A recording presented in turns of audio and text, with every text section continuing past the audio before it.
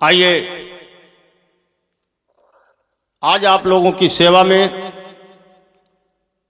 Radhe cassette studio के माध्यम से आनंदराज हरदोई चैनल के सौजन्य से भारत का संविधान कथा भाग नंबर 7, जिसके 6 भाग आप लोग पहले सुन चुके हैं। भारतीय संविधान जो अनुच्छेद हैं, जो हम आपको सरल भाषा और संगीत के माध्यम से 6 भाग मैं सुना चुका हूं। आइए आप लोग अनुच्छेद जो 213 तक सुन चुके हैं, अनुच्छेद नंबर 214 से आप लोग आगे भाग नंबर 7 को सुनेंगे। संविधान सबको स्वतंत्रता, समानता, आजादी दे रहा है। हमारे देश का संविधान बड़ा सुंदर है। आइए गौर करिए, ये आप लोग सुनेंगे भारतीय संविधान कथा भाग नंबर 7। कि इस देश का प्यारा संविधान कितना सुंदर मेरे भाई,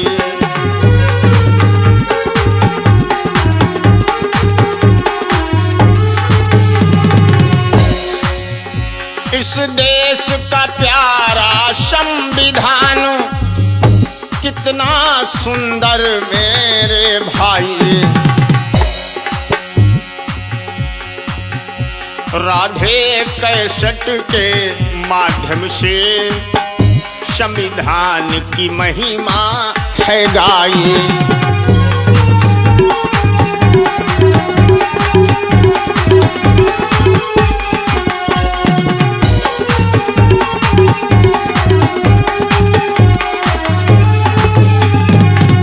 याद रखिए भाइयों, इस देश का संविधान क्या कह रहा है कि संविधान कथा भाग नंबर 7 आप लोग सुन रहे हैं।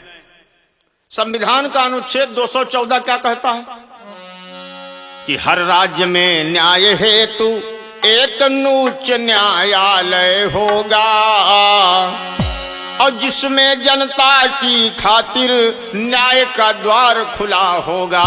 अनुच्छेद 214 कहता है कि हर राज्य में न्याय करने हेतु एक न्यायालय होगा और जिससे जनता जो देश की है, लोकतंत्र में जनता मालिक है, तो जनता को न्याय कैसे मिले, इसके लिए हर राज्य में एक उच्च न्यायालय होगा, जिसको हम पढ़े लिखे लोग हाई कोर्ट कहते हैं। इस संविधान के भीतर हमारे व्यवस्था है। अब संविधान का अनुच्छेद 217 क्या कहता है? ये राज्यों के उच्च न्यायालय के बारे में आप लोग सुन रहे हैं कि 10 बरस का न्याय का हो अनुभव, या तो हो वकील, हाई कोर्ट का जज बने जो होवे काबिल। तो हाई कोर्ट होगा हर राज्य में और उस हाई कोर्ट में एक हाई कोर्ट का जज होगा। तो जज कौन बनेगा? अब पढ़ने लिखने वाले प्रतियोगी छात्रों से प्रश्न पूछा जाता परीक्षाओं में कि हाई कोर्ट का जज कौन बन सकता है? या तो हाई कोर्ट का 10 साल का अनुभव प्राप्त कोई वकील हो बड़ा, वो हाई कोर्ट का जज बन सकता है। अब हाई कोर्ट के जज का चयन कौन करेगा, चुनाव कौन करेगा, वो जज बनेगा कैसे? राष्ट्रपति करी हैं चयन, जज की करई नियुक्ति, 62 साल जब पूरे होवे तब होवई पद मुक्ति। राष्ट्रपति हाई कोर्ट के जज का चयन करेगा। ये संविधान का अनुच्छेद 217 कहता है 62 साल होने पर सेवा मुक्ति यानी रिटायर होगा। आइए 219 संविधान का अनुच्छेद क्या कहता है कि न्यायाधीश लेंगे शपथ राज्यपाल के साथ,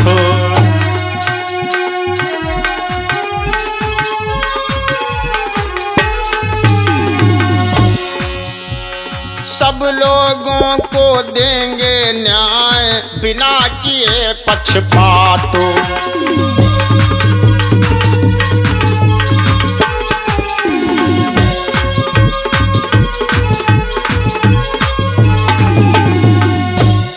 ये संविधान भारत का कह रहा है। संविधान का अनुच्छेद 219 कह रहा है कि न्यायाधीश लेंगे शपथ राज्यपाल के साथ और सब लोगों को न्याय देंगे किए बिना पक्षपात। जात के आधार पर, धर्म के आधार पर, लिंग के आधार पर इस देश का संविधान कहता है किसी के साथ पक्षपात नहीं किया जाएगा, सबको समान रूप से न्याय दिया जाएगा। सम्मानित साथियों, लेकिन हमारे देश में बहुधा हम लोगों ने देखा, आपने देखा, अखबारों में पढ़ते हैं, हम लोग मीडिया के माध्यम से देखते हैं कि देश के हालात बड़े खराब होते जा रहे हैं। आजादी के 75 साल के बाद भी लोगों को न्याय नहीं मिल पा रहा। गौर करिए कि छोटे न्यायालयों पर होगी हाई कोर्ट की देखो निगरानी।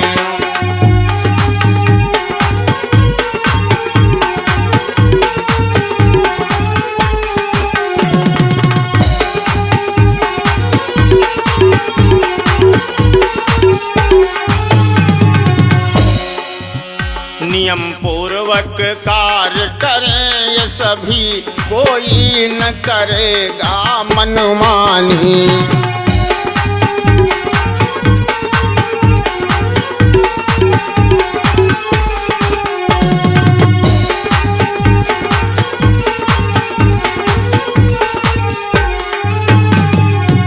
संविधान का अनुच्छेद 233 क्या कहता है कि जो छोटे न्यायालय यानी जिला स्तर पर जब कोई हमारा मुकदमा होता है तो उनके ऊपर हाईकोर्ट निगरानी करेगा और नियम पूर्वक सारे लोग कार्य करेंगे, इस देश का संविधान कहता है।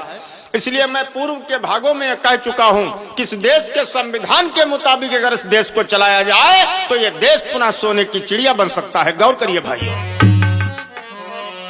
और 233 अनुच्छेद क्या कहता है कि जिला जजों की नियुक्ति राज्यपाल द्वारा होगी, इससे संबंधित कोई सलाह हाई कोर्ट द्वारा होगी। जिला पर जो जज रहते हैं उनकी नियुक्ति कौन करेगा, यानी उनको कौन नियुक्त करेगा जिला पर, तो राज्यपाल के द्वारा, गवर्नर के द्वारा जिला के जजों की नियुक्ति होगी और हाई कोर्ट उसके लिए सलाह देगा। 233 अनुच्छेद क्या कह रहा है कि कौन जिला का जज कौन बनेगा। आपने अभी सुना हाई कोर्ट का जज कैसे बनेगा, कौन उसको नियुक्त करेगा। अब जिले का जज कौन बनेगा, संविधान कहता है। संविधान बड़ा जरूरी है। संविधान पढ़ना क्यों जरूरी है कि 7 वर्ष वकालत वाला और जिला जज बनी है रखवाला।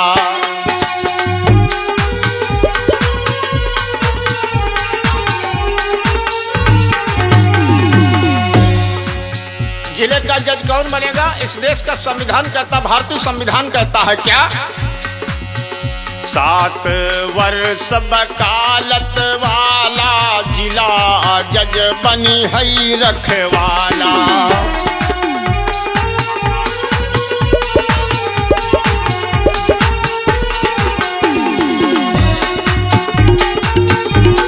बहुत सुंदर।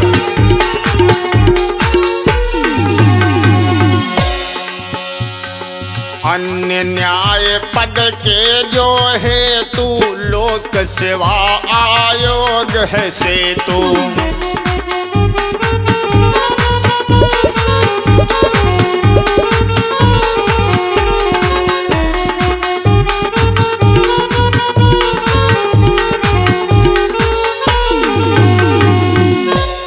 जिला का जज कौन बनेगा, कौन बैठ के जिले में फैसले सुनाएगा, 7 वर्ष जिसने वकालत किया हो, 7 वर्ष वकालत करने का जिसके पास अनुभव हो, वो जिले का जज बनने के पात्र है।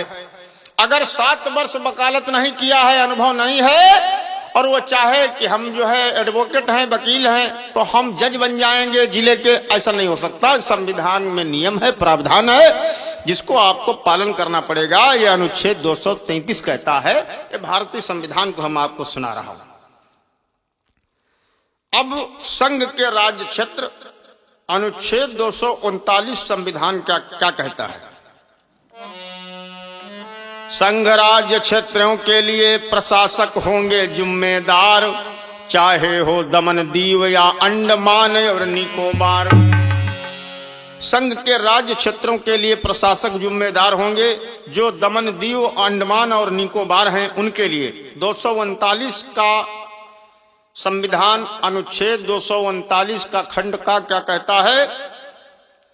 राजधानी दिल्ली में है उपराज्यपाल का शासन, यहां विधानसभा भी है जहां जनता करती निर्वाचन। साथियों, अब हमारे देश की जो पंचायतें हैं जिनके बारे में आप सुनेंगे, 243 अनुच्छेद संविधान का खंड खा क्या कहता है कि तेजी से हो सबका विकास और होगा जनता का शासन, और इसके लिए करना होगा गांवों में पंचायत शासन।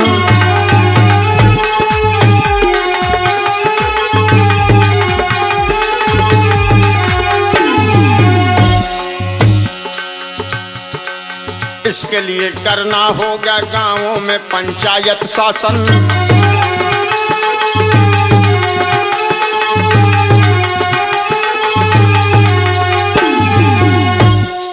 संविधान का अनुच्छेद 243 खंड खा कहता है कि गांव में जो लोग रह रहे हैं, जिनको देश का अंतिम व्यक्ति माना जाता है, वहां का विकास कैसे हो, वहां विकास कैसे पहुंचेगा, केंद्र से राज्य से जो विकास आएगा वो गांव तक कैसे पहुंचेगा। तो इसके लिए गांव में बनाई गई पंचायत, जिसको हम लोग जानते हैं आम भाषा में, पढ़े लिखे बिना पढ़े सभी लोग जानते हैं, जिसको कहते हैं ग्राम पंचायत। आइए गौर करिए। तो गांव में पंचायत का शासन है। 243 का खंड गा और घा क्या कहता है?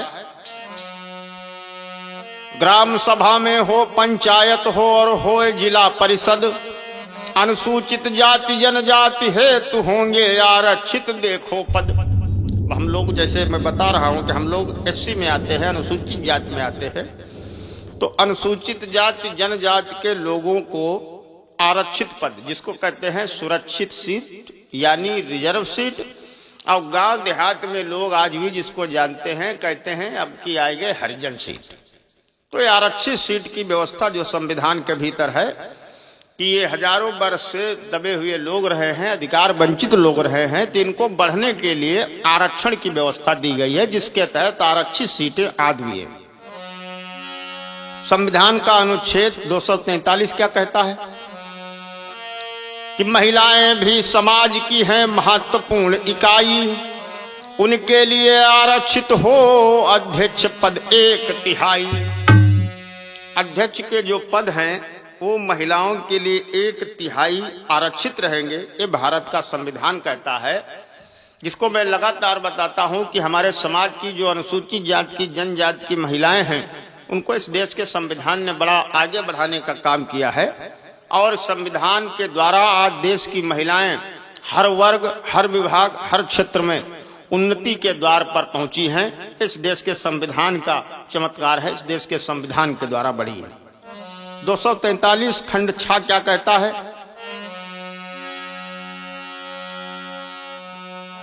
कि राज्य पंचायतों को देंगे शक्ति और अधिकार, विकास हो न्याय मिले हो जनता का उपकार।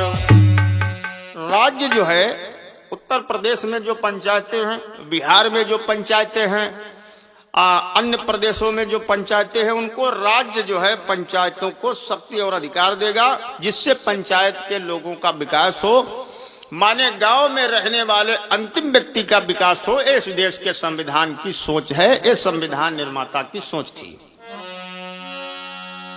243 खंड जा क्या कहता है? पंचायत कर सकती है टैक्स वसूली काम, खर्चा पूर्ति के लिए राज्य भी दे अनुदान। पंचायत टैक्स वसूलेगी और खर्चा पूर्ति करने के लिए पंचायत का राज्य उनको अनुदान देगा, माने सहयोग देगा। ये हमारे देश के संविधान में व्यवस्था है। संविधान का अनुच्छेद 243 क्या कहता है? प्रत्येक 5 साल में पंचायत का निर्वाचन होगा, राज्य चुनाव आयोग करे इन सब का संचालन होगा। चुनाव आयोग जो है वो 5 वर्ष के अंतर पर पंचायत में चुनाव कराएगा। ये हमारे देश के भीतर संविधान की व्यवस्था है। ये भारतीय संविधान को हम आपको सुना रहा हूं। आज के इस कार्यक्रम में हमारा सहयोग दे रहे रामवरण बाबूजी शंखवार, जो कानपुर की धरती से, देवेंद्र कुमार उत्तर प्रदेश पुलिस से, तमाम लोगों का अपार जो सहयोग मुझे प्राप्त हुआ। संविधान के भीतर ये तो पंचायतें कैसे गठित होंगी, कैसे पंचायतों का काम होगा। अब नगर पालिका, जो नगर पालिका क्षेत्र में लोग आते हैं, वो नगर पालिका के बारे में इस देश के संविधान के बारे में क्या लिखा हुआ है, गौर करिए। शहरों में नगर पालिका है पंचायत का दूसरा रूप, वार्ड और उसकी समितियों में जैसा होगा प्रारूप। जैसे गांव में पंचायत, उसी तरह जो शहर के क्षेत्र है जिसको कहते हैं शहरी क्षेत्र, तो वहां पर नगर पालिका है। नगर पालिका में वार्ड है और वार्ड में समितियां हैं जिनमें सभासद नामित होते हैं, जिनका एक अध्यक्ष होता है नगर पालिका का।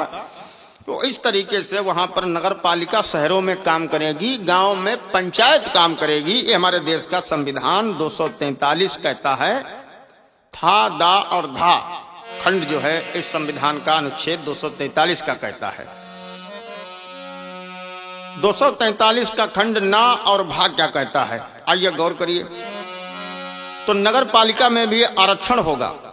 कैसे कि महिला कमजोर वर्गों का और आरक्षण देखो करना होगा।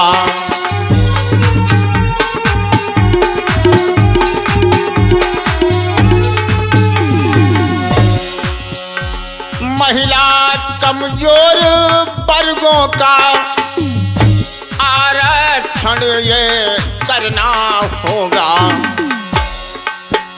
योजना लागू करने को कर भी वसूल करना होगा।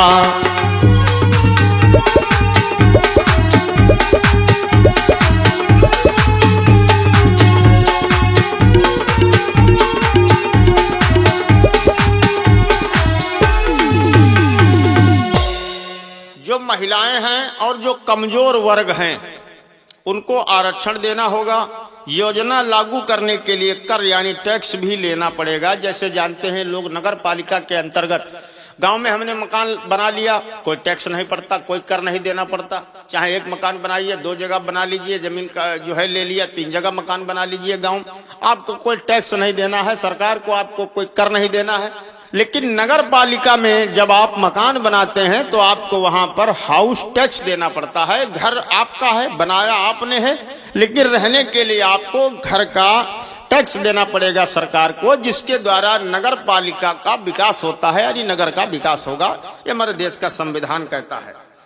संविधान का अनुच्छेद 243 तथा बाग क्या कहता है, महानगर क्षेत्र में आबादी होगी 10 लाख से भी ज्यादा, मेयर प्रमुख कहलाता है, जिम्मेवारी भी होगी ज्यादा। पहली हो गई गांव में पंचायत, दूसरी हो गई शहर में नगर पालिका, तीसरी महानगर जो है, जो महानगर हैं जैसे लखनऊ है, दिल्ली है, ये महानगर हैं। तो महानगर कब बनेगा, जिसकी आबादी 10 लाख से ज्यादा होगी वो महानगर कहलाएगा।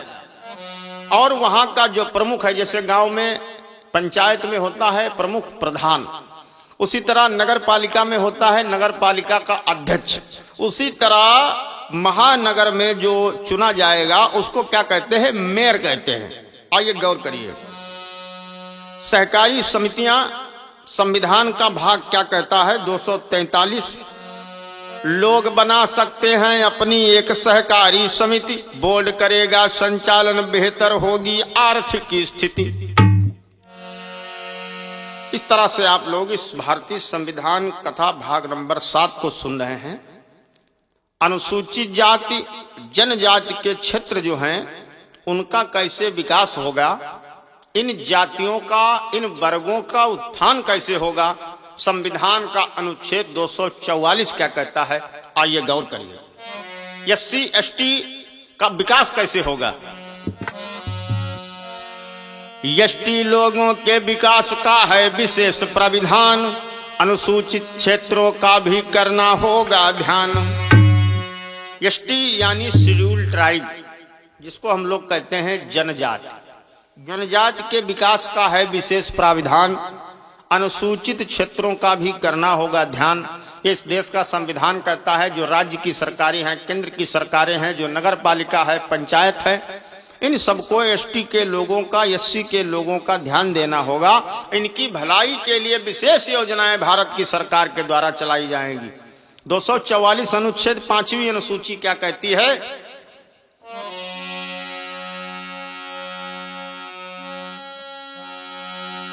कि जनजातियों के लिए एक सलाहकार परिषद होगी, एक सलाहकार परिषद होगी।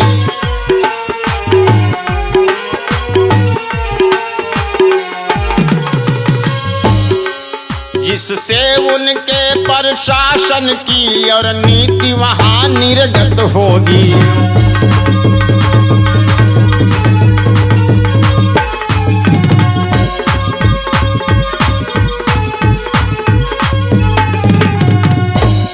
जनजातियों के लिए एक सलाहकार परिषद होगी, जिससे प्रशासन के लोग वहां पर नीतियां बनाएंगे उनकी भलाई के लिए, उनके कल्याण के लिए। 5वीं अनुसूची संविधान की क्या कहती है 244, गौर करिए। काम हुआ नहीं हुआ इसका ध्यान कौन देगा? पता चला कोई योजना आई, अधिकारी लापरवाही कर रहे, तो उसके लिए राज्यपाल, गवर्नर उनकी देखरेख करेंगे कि अनुसूचित जाति जनजाति की लोगों की भलाई के लिए जो योजनाएं आई हैं वो उन तक पहुंची है या नहीं पहुंची। उनके कल्याण कार्यों पर राज्यपाल रखेंगे निगरानी। भूमि उनकी रहे सुरक्षित, साहूकार न करी है मनमानी। पुराने समय में तमाम हमारे बुजुर्ग हैं वो जानते हैं, उस समय शिक्षा थी समाज में, तो हमारे पुरखों के हमने मालूम रहा है कि 100 कई जीरो लगत, 1000 कई जीरो लगत, 10 कई जीरो लगत। तो पता चला रुपया लिया, 100 लिखे बैठे 1000, फिर क्या किया, कहने 5 बीघा टुकड़ा नाम करा दो, जिसको कहते थे सूदखोरी, साहूकारी, जमींदारी। तो वो ऐसा अब कोई न कर सके। अनुसूचित जाति के लोगों की जमीनें सुरक्षित रहें। आप सभी तमाम लोग जानते हैं कि अनुसूचित जाति की जमीन है तो सामान्य का व्यक्ति नहीं ले सकता है। तो ये क्यों बनाया गया, ये सुरक्षा का दायरा, घेरा क्यों बनाया गया? ताकि आप हर तरीके से सुरक्षित रहे। कितना बेहतरीन इस देश के संविधान में व्यवस्था की गई है।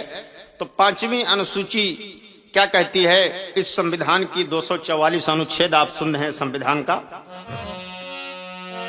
राज्य उनके क्षेत्रों में परिवर्तन कर सकते हैं, शांति सुरक्षा कानूनों में बदली भी कर सकते हैं।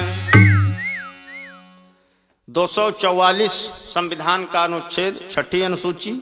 असम राज्य में होंगे स्वशासी जिला और प्रदेश, लागू नहीं होंगे उन पर राज्य सरकार के निर्देश। असम जो है वहां पर उनका अपना कानून होगा। असम जो प्रदेश हमारे देश का है, और वहां पर राज्य सरकार के कोई निर्देश काम नहीं करेंगे। 244 6ठी अनुसूची, 9 अनुसूची हमारे देश के संविधान में मूल रूप से है। 6ठी अनुसूची में जल, जंगल, जमीन, ये जनजाति के जो हमारे भाई हैं, एसटी के जो लोग हैं, उनका उनसे बड़ा संबंध है। आज भी वो कबीलों में रह रहे हैं तमाम जगह इस विकास वाले समाज से दूर। तो कवि ने लिखा है क्या, इस देश के संविधान में उल्लिखित है कि जल, जंगल और जनजाति का गहरा है संबंध, और संतुलन कैसे रखें इसका सही प्रबंध हो।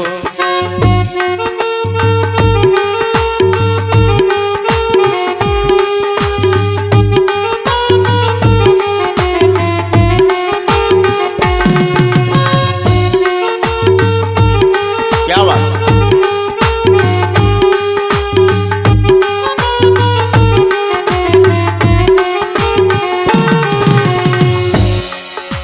जंगल और जनजाति में गहरा है संबंध,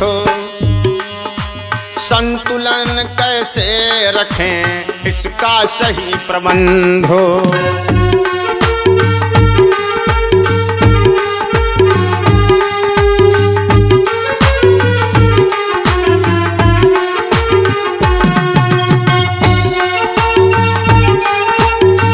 ये बात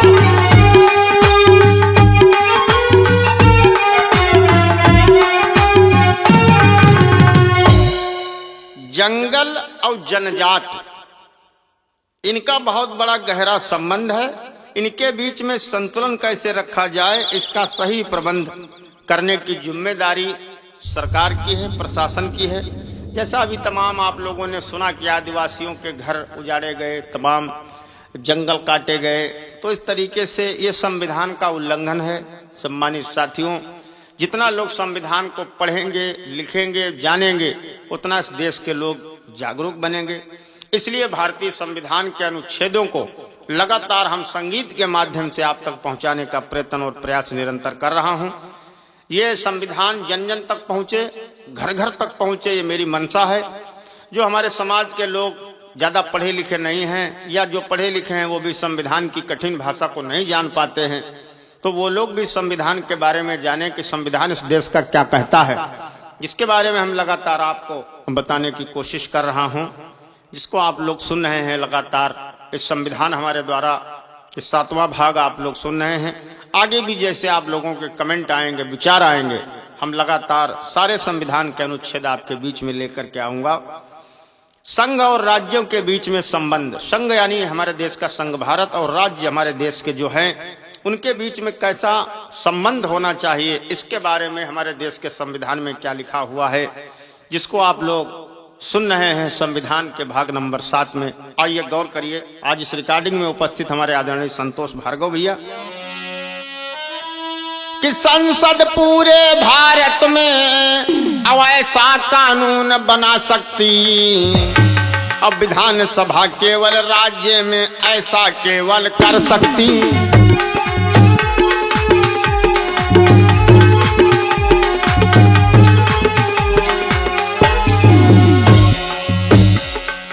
अनुच्छेद 245 संविधान का क्या कहता है? कानून बनाने की शक्ति केंद्र राज्य की है अलग, और विषय उनके निर्धारित हैं ताकि ना हो कोई शक।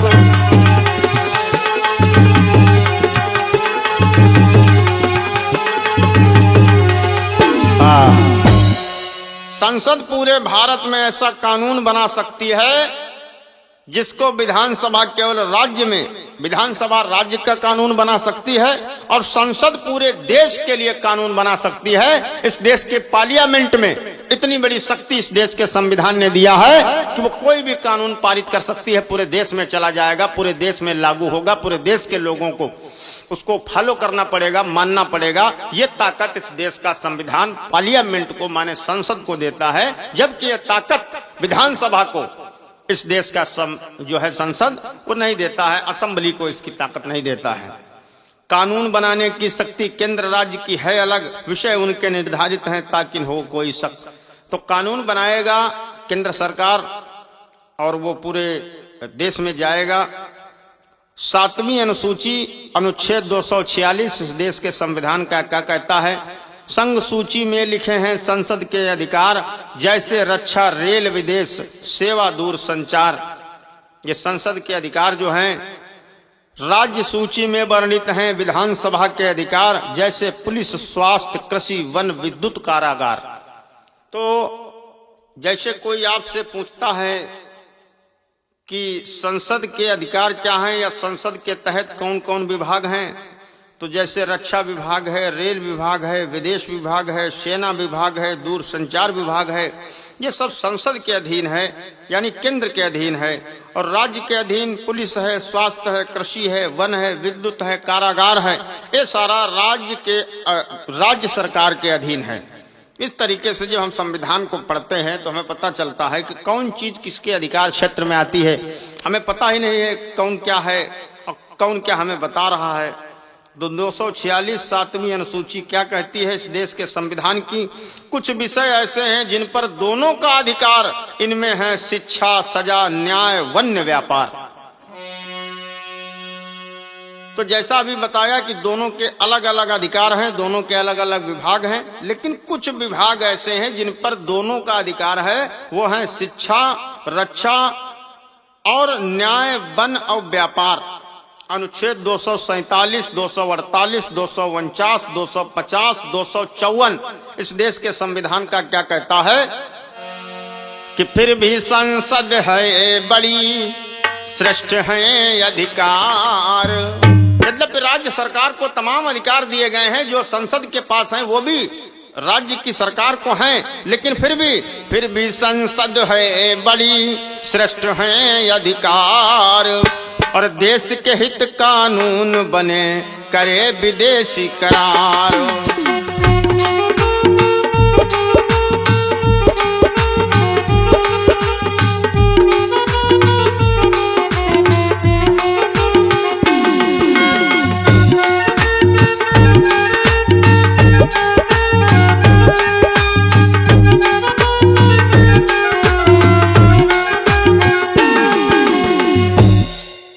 फिर भी संसद है बड़ी, श्रेष्ठ है अधिकार।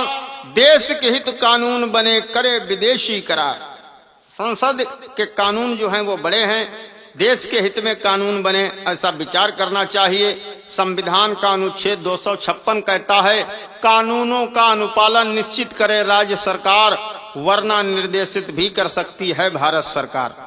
राज्य सरकार को जो कानून बनाए गए हैं उनमें अगर कोई कानून का अनुपालन नहीं करता है, माने पालन नहीं करता है, उसको भंग करता है, तो उसके लिए भारत की सरकार जो केंद्र सरकार है वो उसको तलब कर सकती है राज्य सरकार को। उससे सवाल जवाब मांगा जा सकता है कि भाई ये कानून बना है, इसका आप क्यों अनुपालन नहीं कर रहे हैं। संविधान का अनुच्छेद 257 क्या कहता है?